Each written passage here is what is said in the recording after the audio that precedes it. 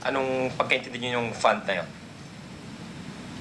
Ang para sa akin po sir, wala akong knowledge tungkol sa, hindi ko po alam kung ano yung Malampayo Fund na yon. Basta during that time po, nung sinabi po ni Madam Jenny sa amin na may pondo, hindi naman po niya sinabi sa amin na Malampaya Fund po yon. Basta sinabi niya, fund from the Department of Agrarian Reform.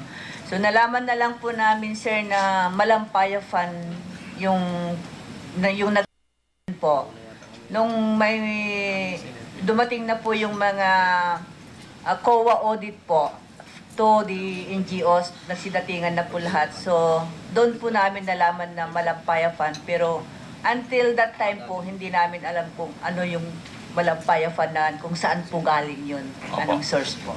Yung Malampaya Fund ho, yun ay may sa ilalim ng batas ho, yun ay kinakaltas dun sa binabayaran ng mga may kontrata sa gobyerno na kumuha ng langis sa may bandang Palawan, sa Malampaya. At ang dapat puntahan nun, ayon sa batas, ay dun sa pagpapaunlad ng ating pinagkukunan ng kuryente o enerhiya sa energy development. Dito naman sa salaysay ninyo, lumalabas na ghost delivery talaga yung 100 million. Tama ho ba? Totoo po yun. So, at pinalabas ho na yung 900 million ay para sa mga magsasaka na tinamaan po ng bagyong Ondoy. Tama ho ba yun?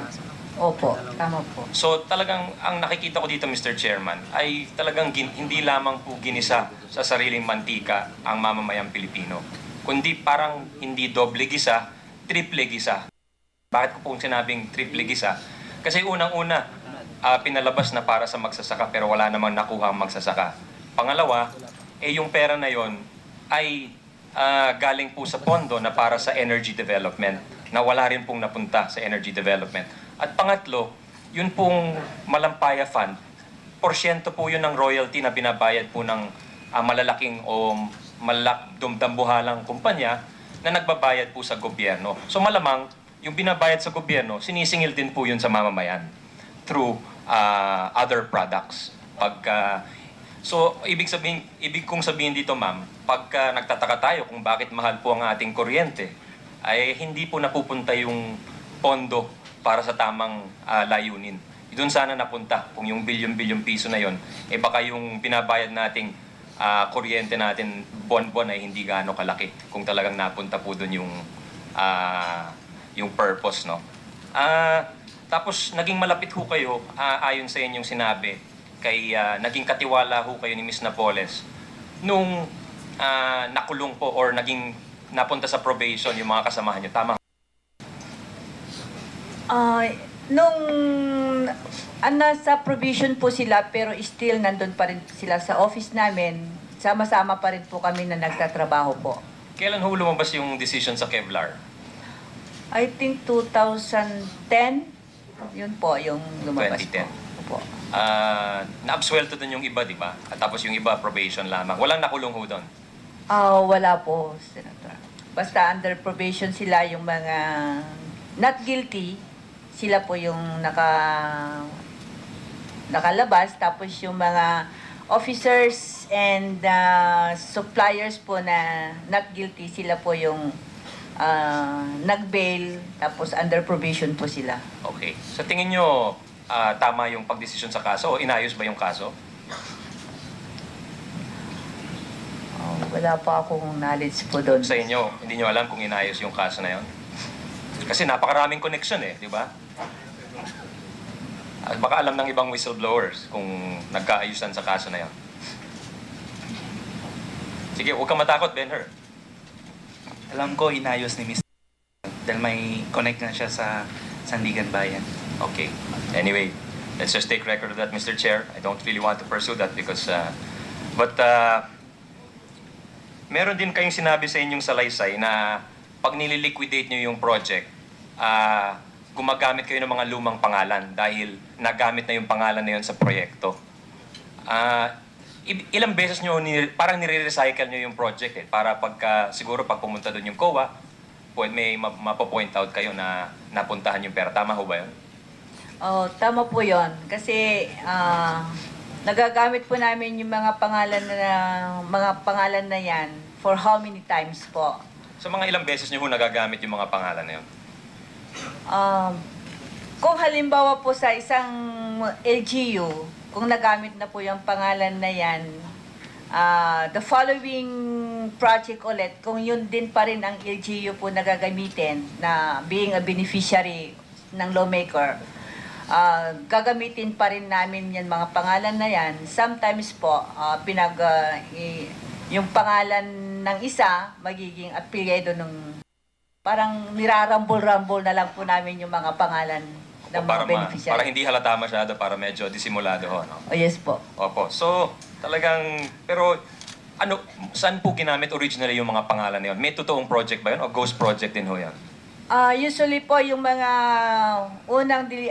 unang pangalan po, yun po ay totoo po yun.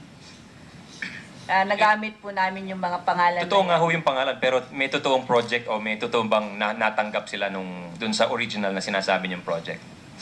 Totoong project po yon. Kaya nakatanggap po sila. Kaya nagkaroon po kami ng list of beneficiaries na yan. So yung copy. kapag ino-audit ho yun, ang tinuturo na lang yung dating binigay ho? Yun po. Tapos may mga additional kasing mga beneficiaries na po yun. I think the committee should take note of that, Mr. Chair, because we don't know really how deep it goes at kung ilang beses ni-recycle, because we don't know how much money was wasted using fictitious accounting such as this. Tapos yung huling tanong na lang ho, Mr. Chair, yung sinabi nyo na gumawa kayo ng 97 at pineke ninyo yung letter requests at yung mga memorandum. Lahat ng 97 letter requests, peke ho yun? Opo. Thank you, Mr. Chair. Thank you, Senator Angara. We now recognize Senator Escudero. Thank you, Mr. Chairman. Ilang katanungan lang po, dahil maikli lang po yung panahon na bigay nung nakaraan. Curious lang po ako, Ginong Loy, at sa lahat nating whistleblowers dito sa hapong ito, bakit po hindi nababanggit ang asawa ni Janet Napoles? Nabasa ko sa ilang affidavit ninyo yung pangalan, Joe Christine, James Christopher, Jimmy Napoles, pero wala po yung aktual na papel niya kung meron man. Huli kong narinig, palagi siyang kasama, palagi siyang nandun. Wala ba siyang kinalaman dito, Ginong Loy? Sir, si Mr. Napoles po kasi ano siya, basta nandun lang siya sa opisina eh. Hindi naman po siya nagpa-participate sa kung ano yung ginagawa namin. So, nasa sariling office lang din siya. May sarili siyang opisina? Yes po, may sarili siyang office. Kung may mga kausap din siya, so pinapababayaan siya ng misis niya. So, iba yung negosyo ni Mr. Napoles sa negosyo ni Mrs. Napoles? Alam ko walang negosyo yung mister niya. Pag meron lang siya mga kaibigan na pupunta doon sa JLM, minsan ine-enter, doon sila nagmi-meet sa office. So kayo lang po ang ginawang foundation at NGO presidents, wala po siyang kamag-anak na nilagay na NGO president maliban dun sa pamangkin niya? Mga kamag-anak niya po. Asawa o anak niya? Ang alam ko yung participation lang po ni Mr. Napoles was yung sa party list na ibinuo nila, yung Smile Party List.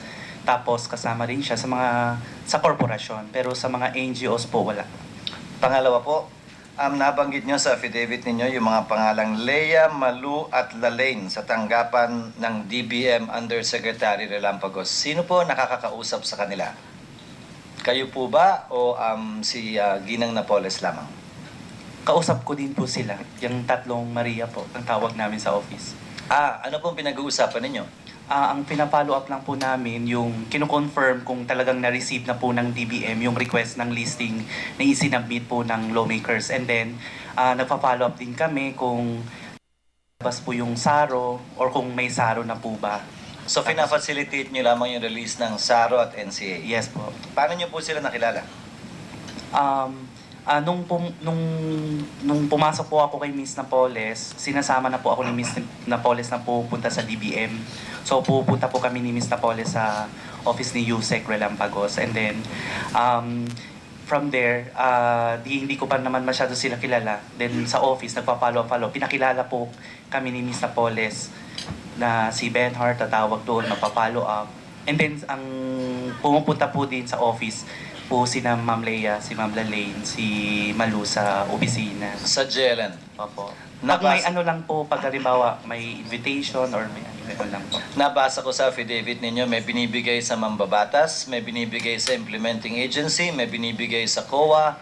Wala kayong sinabing binibigay sa DBM. Meron ba kayong binibigay sa DBM? Wala po akong nakitang binibigay sa DBM sa tao na kay Yusek Relampagos or sa Tatlong Maria po. Ang alam ko lang po, pag minsan si Miss Napoles may regalo siya kasi po pag December, gusto niyang regaluhan po yung Tatlong Maria po, ang tawag namin, or si Manama